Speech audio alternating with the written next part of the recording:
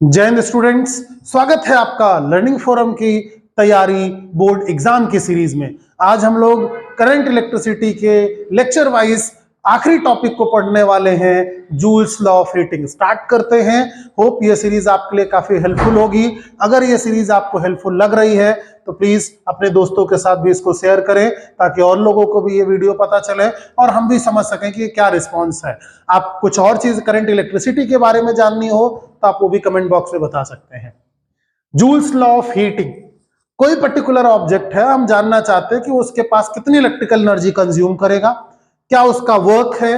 तो वर्क या एनर्जी दोनों ही चीज निकालने के लिए एक ही सिमिलर फॉर्मूला हम लोग यूज करते हैं और इसका हम लोग देख लेते हैं डेरिवेशन के साथ। तो हमने एक बात पढ़ रखी है, electric potential V is equals to W by Q. The definition that we know, what is that? Work done carrying unit positive charge from infinity to that point is known as electric potential V. तो work जितना करेंगे, और हमको पता है work equivalent to energy, जो work होगा मतलब जितनी एनर्जी होगी उतना ही वर्क करेगा। तो यहां से हम क्या लिख सकते हैं, W is equals to V times Q। Q क्या है, चार्ज। चार्ज को रिलेट कर लेते हैं करंट से, तो rate of flow of charge is known as current. Rate of flow of charge is known as current. तो Q इज इक्वल्स टू क्या मिल गया, I इंटू टी। तो हम क्या लिख सकते हैं, W is equals to V I into T. ठीक है, W इज इक्वल्स टू क्या मिल गया, वी आई इंटू टी। अब हम क्या कह रहे हैं, वर्क किसके इक्विवेलेंट है, एनर्जी के। एनर्जी के जो फॉर्म को हम करंट इलेक्ट्रिसिटी में मेजर करते हैं, जो जूल ने अपने एक्सपेरिमेंट में किया, जिसको हम जूल्स लॉ ऑफ हीटिंग भी कहते हैं, जूल्स लॉ कहते हैं या जूल्स लॉ ऑफ हीटिंग भी कहते हैं। उसके अंदर देखा जाए तो क्या है भैया, जूल्स लॉ ऑफ हीटिंग के अकॉर्डिंग क्या चीजें हैं, तो बोले उसमें इसी को ही और फर्दर सिंप्लीफाई किया गया है। वर्क की जगह पे हम क्या लिख दे रहे हैं, एनर्जी, एनर्जी की जगह पे H। V को क्या लिख सकते हैं, I इंटू आर। V के जगह पे लिख दिया I into R. I into T हमारे पास पहले ही है, अब मल्टीप्लाई कर दीजिए इसको, I स्क्वायर आर टी, क्या मिल गया, H is equals to I square R T. Formula ये भी है, फॉर्मूला ये भी है। इसको हम लोग जूल्स लॉ के टर्म में देख रहे हैं। Heat is directly proportional to square of the current, directly proportional to square of the current. H is proportional to resistance of given circuit, जिस सर्किट में हम करंट फ्लो करा रहे हैं, जिस सर्किट में करंट फ्लो करा रहे हैं उसका रेजिस्टेंस। फिर आता है time for which the current was flowing through the conductor. तो हमारा मेन फॉर्मूला निकल के आ गया H is equals to I square R T. जबकि इसी फॉर्मूले को एक और तरीके से हम लोग लिख सकते थे, क्या बोले, I को आप क्या लिख सकते हैं, एक और चीज, I को लिख सकते हैं V अपॉन R। तो भैया इसको लिखिए, क्या मिलेगा, H is equals to I square R T हमारा फॉर्मूला है। तो I के जगह पे लिखिए H is equals to V square upon R square R T. R से आर कैंसिल हो गया, H इज इक्वल्स टू क्या मिल गया आपके पास, ये भी एक फॉर्मूला मिल गया, V square T upon R. तो ये अलग अलग फॉर्मेट है जिसमें हमको क्या मिल गया, हीट मिल रही है। इसका SI यूनिट क्या होगा, तो बोले SI यूनिट होगा जूल। SI यूनिट क्या होगा भैया, जूल। SI यूनिट जूल हो गया। SI यूनिट क्या हो गया, जूल, क्योंकि एनर्जी है, वर्क है, दोनों के लिए SI यूनिट जूल। तो आपसे वर्क पूछे, एनर्जी पूछे या हीट एनर्जी पूछे, सबके लिए ये फॉर्मेट आप अप्लाई कर सकते हैं, जो आपको क्या बता देगा, हीट। हीट के बाद हम लोग को क्या बताना है भैया, बोले पावर की बात आ जाती है। Power, the rate of doing work और consumption of electrical energy. Rate of doing work और consumption of electrical energy is known as power. ठीक, पावर क्या है, बोले भैया रेट ऑफ डूइंग वर्क है। अब इसके बारे में देखें, पावर क्या है भैया, power is rate of doing work, या अभी हमने इसको H के फॉर्म में लिखा था तो आप H अपॉन टी भी लिख सकते हैं। तो पावर का फॉर्मूला अगर हम लोग देखें तो क्या मिल जाएगा हमको, H की जगह पे क्या लिखे भैया, H की जगह पे आप लिखिए I square R T upon T, cancel कर दीजिए। मींस हीट वाले फॉर्मूले में जितने टी थे, हीट को टी से डिवाइड कर दीजिए, आपको सारे ही फॉर्मूले पावर के मिल जाएंगे। तो हमको क्या मिल गया, पावर का एक formula, P is equals to I square R. इसी को हम लोग क्या लिख सकते थे बेटा, I इंटू आर को V लिख सकते हैं, I इंटू आर इंटू आई भी लिख सकते हैं आप। इसी को क्या लिख सकते हैं, बोले V इंटू आई हो गया। इसी सिमिलर फॉर्मूले को आप I के जगह पे, इसी सिमिलर फॉर्मूले को अगर हम I के जगह पे क्या लिख दें, V अपॉन आर, तो ये V स्क्वायर अपॉन आर भी तो बन जाएगा। ठीक है, तो हमको पावर का फॉर्मूला मिल गया I स्क्वायर आर या V इंटू आई या V स्क्वायर अपॉन आर, ये मिल गया अपने को। अब हमको पता है पावर में क्या हो गया, वर्क अपॉन टाइम, तो क्या मिल गया भैया, जूल पर सेकेंड, और इसे ही क्या बोला जाता है, वॉट। जूल पर सेकेंड को क्या बोल देते हैं, watt. Joule per second is written as watt. Joule per second को क्या बोल देंगे, वॉट। फिर उसके बाद यहां पर एक और चीज आपको दिखाई दे रही है जो बहुत इंपॉर्टेंट है, थोड़ा सा इसको हाईलाइट करते हैं। एक हाईलाइटेड चीज में आपको दिखाई दे रही है, थोड़ा सा इसको हम लोग हाईलाइट कर लेते हैं। कॉमर्शियल, ये commercial unit of electrical energy, ये देखिए जो हाईलाइट हो रहा है, इनके बारे में ध्यान दें। ठीक है, commercial unit of electrical energy, मतलब जो हमारे घर में एनर्जी आ रही, बड़ा हमने इलेक्ट्रिसिटी पढ़ लिया, तो हमको यही नहीं पता है कि मान लीजिए कभी हमारी सरकार बनी, में आपको 500 यूनिट फ्री बिजली दे दें, तो आप कैसे जानेंगे कितना एनर्जी यूज करें, 500। लेकिन अगर आपने 501 यूनिट बिजली का कंजम्पशन किया तो आपसे डबल बिल वसूला जाएगा। मतलब आपका कंजम्पशन 500 यूनिट के अंदर रहना चाहिए। अगर 500 ज्यादा बिजली यूज करे तो समझ लेना डबल वसूल लेंगे। फिर बोले सर ये तो गलत बात है। बोले पहले सीख लो फिर कितना हम लोग 500 यूनिट में दे रहे हैं आपको। ठीक है, तो commercial unit of electrical energy क्या हो गई भैया, क्या है कॉमर्शियल यूनिट? बोले भैया जी है किलोवाट। किलोवाट नहीं, किलोवाट को मल्टीप्लाई करना है किससे, आर से। तो 1 किलोवाट आर होता कितना है, देखो यहाँ थोड़ा सा गलत भी लिखा हुआ है, इसको भी ठीक करते हैं भैया। 1 किलोवाट आर, 1 किलोवाट आर होता है, ये 10 6 यहाँ नहीं है, 10 टू द पावर 6 है, 3.6। बोले कैसे होता है, ये बात निकाल के भी देख लेते हैं। ठीक है, ये इक्वेशन ठीक नहीं, अभी जो हमने इक्वेशन बताया ऊपर उसको ध्यान दीजिएगा। ये आता कैसे, ये बात हम निकाल के भी आपको दिखा दे रहे हैं। ठीक है, इसके लिए हम लोग एक पेज ले लेते हैं और उसको निकाल के देखते हैं, फिर वापस यहाँ आ जाएंगे हम लोग। देखो हमने क्या बोला, 1 किलोवाट मल्टीप्लाई में आर, तो किलोवाट का मतलब क्या हो गया बेटा, 1000 वॉट। आर के बारे में बात करें, आर में कितना मिनट, 60 मिनट। ठीक है, तो ये कितना हो गया, 6 into 10 to the power 4। Watt को आप लिख सकते हैं जूल बाई सेकेंड, और मिनट को क्या लिख सकते हैं, 60 सेकेंड। एक साथ भी आप लिख सकते थे, अलग अलग भी कर सकते हैं। सेकेंड से सेकेंड कैंसिल, 6 इंटू 6 करेंगे क्या मिलेगा, 36, और 10 टू द पावर 5 जूल, या इसी को हम क्या लिख सकते हैं, 3.6 डेसिमल शिफ्ट कर दिया, into 10 to the power 6 joule हमको मिल गया। अब देखो ये क्या मिल गया, जूल। तो किलोवाट आर किसकी यूनिट हुई, एनर्जी की। ज्यादा बच्चों को यह भी कंफ्यूजन होता है कि जो किलोवाट आ गया इस वजह से पावर की यूनिट है, तो ये क्या है भैया, इसको बोलते हैं कॉमर्शियल ट्रेड यूनिट भी बोलते हैं।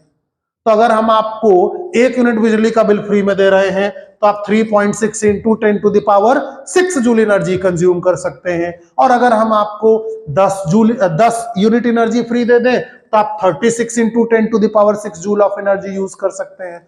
तो ये बात हो गई कि हम कितनी एनर्जी यूज करेंगे और उसका कंजम्पशन रेट क्या आएगा। तो आपको जैसे 300 यूनिट कोई बिजली फ्री दे दे, इसी को 300 से मल्टीप्लाई कर दीजिए। इतने जूल का अगर काम लेंगे तो 300 यूनिट तक ही बिजली का बिल रहेगा। तो आपको बिजली का बिल कितना रखना है, ठीक। तो हम नेता बन जाएंगे तो क्या करेंगे, आपको 500 यूनिट बिजली का बिल फ्री कर देंगे।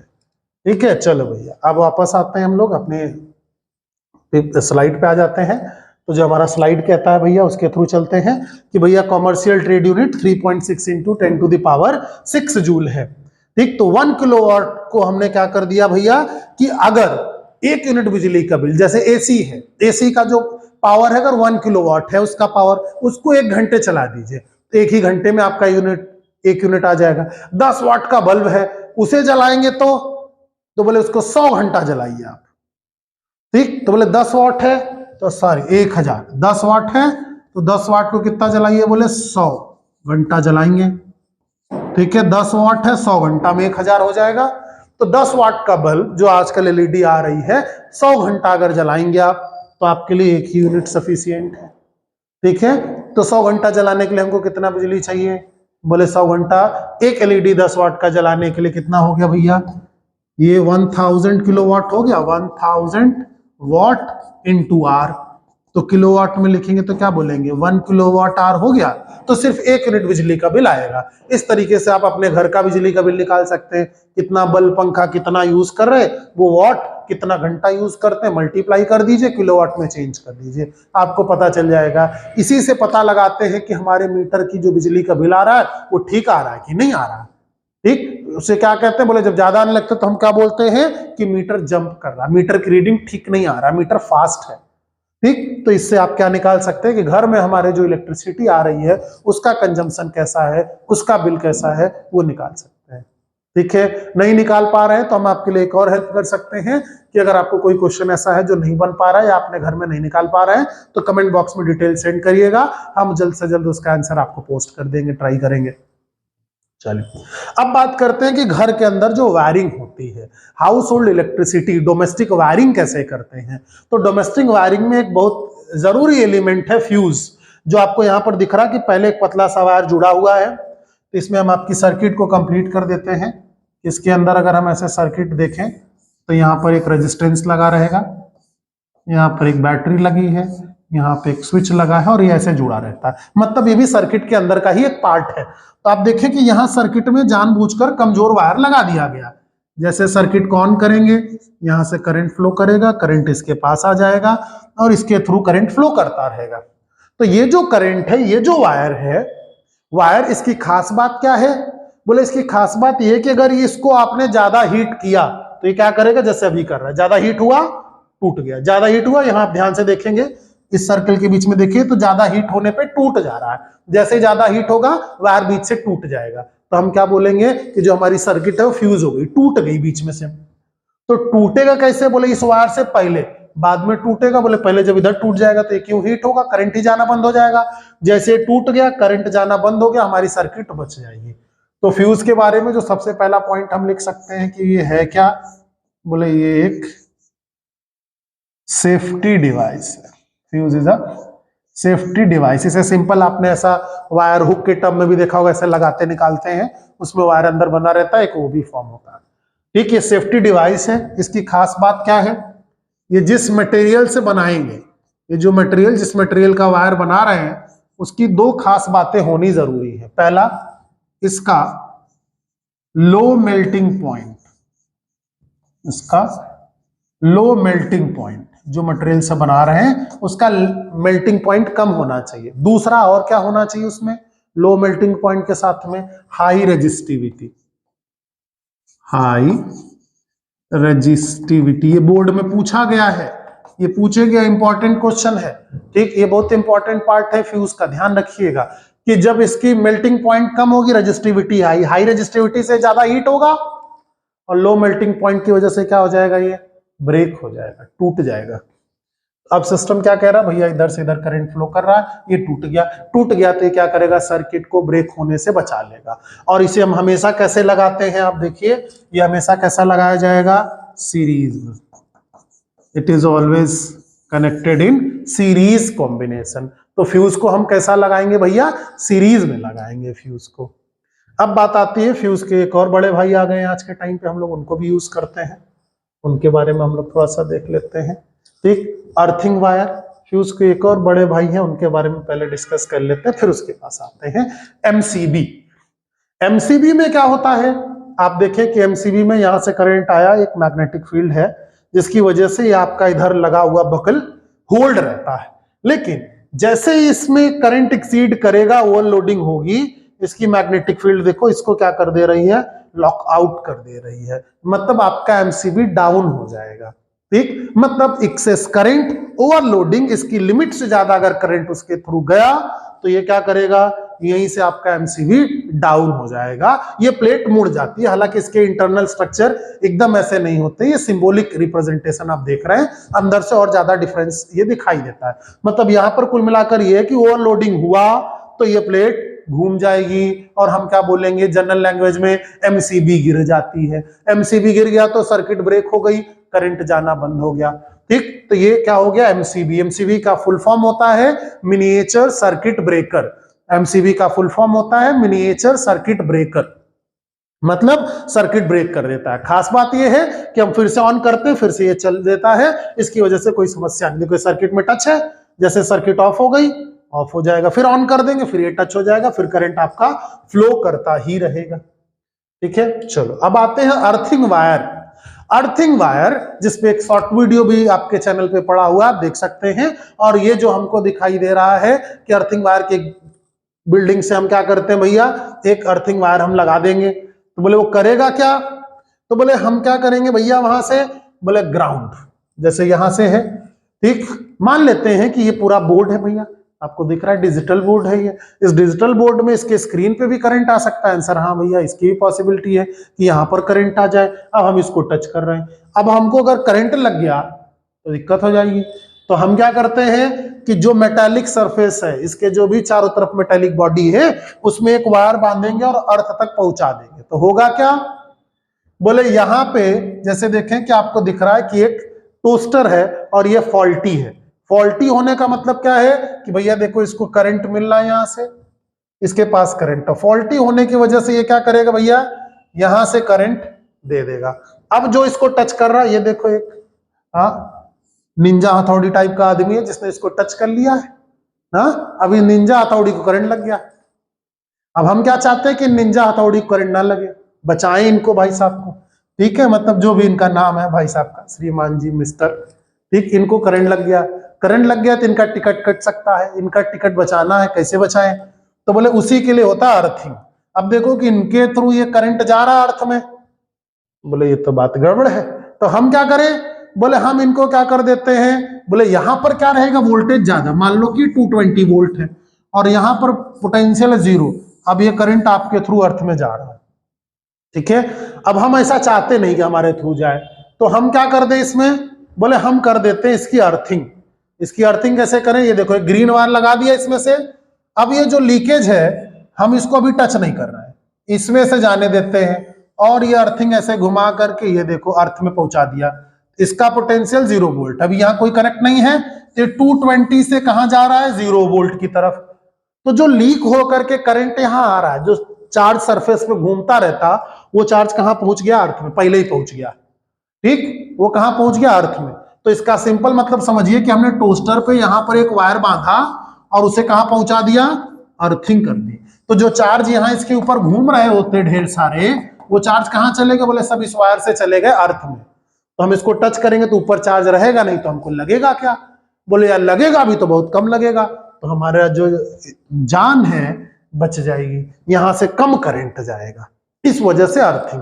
तो अर्थिंग करने की वजह से क्या होगा, बोले अर्थिंग मोटा वायर से करते हैं, तो मोटा वायर होगा तो उसका रेजिस्टेंस कम रहेगा, आसानी से करंट अर्थ में चली जाएगी। तो जब करंट आसानी से अर्थ में चली जाएगी तो हम यहाँ पे हमारे पास रेजिस्टेंस होगा, हमारे पास कंडक्टिविटी कम होगी, तो हमारे पास पहले तो करंट नहीं जाएगा, अगर जाएगा भी तो बहुत कम होगा।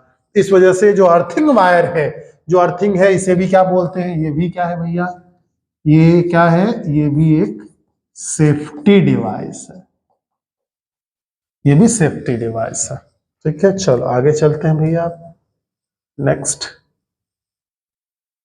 अब बात कर लेते हैं हम लोग कि घर में जब हम वायरिंग कर रहे हैं, अर्थिंग की बात कर रहे हैं, फ्यूज की बात कर रहे हैं, एमसीबी की बात कर रहे हैं, तो हम रंग बिरंगे तारों के बारे में बात कर लेते हैं कि रंग बिरंगे जो तार हैं वो क्या इंडिकेट करते हैं। अब देखो कि जो कलर कोडिंग है, आप देख रहे हैं कि वायर सबके अंदर में सेम है, कॉपर वायर है, लेकिन उसके ऊपर ये जो कलर कोडिंग की गई इसके बारे में बात करें तो जनरली हम लोग सिंगल फेज की बात करते हैं। घर में जो हम लोग यूज करते हैं तो उसमें एक लाइव वायर होता है, दूसरा न्यूट्रल वायर होता है। ठीक है, अब ये क्या है, बोले रेड आप देख सकते हैं यहां पर कि ये क्या है, लाइव वायर है। ठीक है, सिंगल फेज लाइन मतलब हमारा जो लाइव वायर है। लाइव वायर आप इलेक्ट्रीशियन के टर्म में देखेंगे तो एक टेस्टर लगाता है, ऐसे लगा करके चेक करता है, ऐसे लगाया और यहाँ रेड लाइट जल गई, बल्ब जल गया। तो अगर बल्ब जल रहा है तब हम क्या बोलेंगे कि बल्ब जल रहा है, इसका मतलब वो क्या है, लाइव वायर है, फेज वायर है। दूसरा जिसमें आप टेस्टर लगाते हैं और नहीं जलता है वो क्या होता है, न्यूट्रल वायर, ये न्यूट्रल वायर है।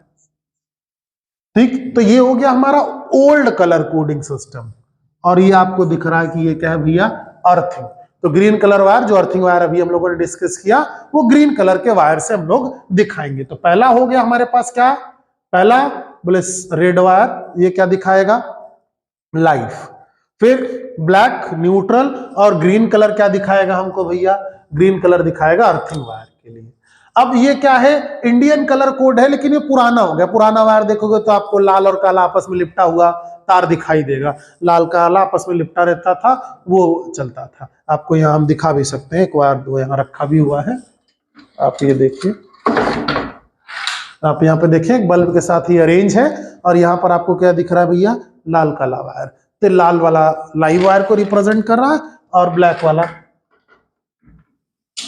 न्यूट्रल वायर को रिप्रेजेंट कर रहा है, और जो ग्रीन वायर है वो अर्थिंग के लिए। ठीक, जैसे एसी का प्लग अगर हम आपको दिखाएं तो एसी के प्लग में आपको एक थर्ड वायर दिखाई देगा यहाँ पर, ये देखो, ये एक लाइव होगा एक न्यूट्रल, और लेकिन ये जो थर्ड अनइवन सा मोटा बनाते हैं, अलग साइज का बनाते हैं, क्योंकि इसमें करंट आना नहीं है, ये करंट वापस ले जाएगा, ये अर्थिंग होता है। सभी जितने भी आपके मोटे पावर सिस्टम वाले आएंगे, तो ये एसी का प्लग है, तो एसी प्लग में आप देख सकते हैं कि भैया ये क्या है, बोले ये है जो अलग से बनाया गया है, ये दो सेम साइज के हैं, ये अलग साइज का है, ये अर्थिंग का, ये करंट वापस ले जाता है। तो वहां जो एसी में अगर कभी लीकेज हुआ, उसके बॉडी पे करंट आया, तो ये क्या कर देगा उसको भैया, वापस ले जाएगा, अर्थिंग होता है। तो आप देखेंगे तो वो ग्रीन कलर का दिखाई देगा, या अब जो नया कलर कोडिंग सिस्टम आ गया, ग्रीन और येलो मिक्स रहता, ये न्यू कलर कोडिंग है। तो अभी ये ओल्ड कलर कोडिंग सिस्टम की बात हो गई, इंडियन है लेकिन ओल्ड है। अब न्यू की बात करते हैं। तो न्यू में आप देखें ग्रे, ब्लू और ग्रीन। तो ग्राउंडिंग का कलर तो सेम है, लेकिन जो लाइव वायर है वो ग्रे कलर से और न्यूट्रल वायर को ब्लू कलर से दिखाया गया है। सिमिलर जो हमारे पास हाउस होल्ड है वो यही है। ठीक, जानकारी के लिए कि एसी या मोटर कई बार मल्टीपल फेज में आ जाते हैं, तब तो अगर 3 फेज लाइन है तो रेड से, येलो से और ब्लू से, ये तीनों फेज के लिए रिप्रेजेंट किए जाएंगे, और ब्लैक किसके लिए आ जाएगा, फिर न्यूट्रल के लिए। और इसकी जो ग्राउंडिंग वायर है वो कैसे यूज करते हैं, ग्रीन या ग्रीन येलो मिक्स रहेगा, सिर्फ ग्रीन या सिर्फ येलो नहीं, ये क्या रहेगा, green yellow mix. Pure yellow रहेगा तो वो कैसा है, लाइव वायर। ठीक, ये क्या हो गया हमारा न्यू कलर कोडिंग सिस्टम। एक और कलर इसमें यूज किया जाता है, व्हाइट कलर। व्हाइट कलर का वायर का मतलब होता है सप्लीमेंट्री कनेक्शन है। ठीक, कहीं पर मान लीजिए कोई फॉल्ट आ गया, हम उसे तुरंत रिपेयर नहीं कर पा रहे, तो तुरंत रिपेयर नहीं कर पा रहे तो उसमें व्हाइट लाइट लगा दीजिए, आप व्हाइट कलर का वायर लगा दीजिए। तो व्हाइट कलर का वायर क्या बात बोलेगा, व्हाइट कलर का वायर इस चीज को रिप्रेजेंट करता है कि टेम्परेरी लाइन, सप्लीमेंट्री कनेक्शन है, तो वहां पे आप व्हाइट कलर, जैसे इन्वर्टर भी सप्लीमेंट्री आपका कनेक्शन है, उसमें भी आप व्हाइट कलर का वायर लगा सकते हैं। ठीक, लेकिन वो फेज से कनेक्टेड है तो आप उसमें रेड भी लगा सकते हैं, ग्रे भी लगा सकते हैं।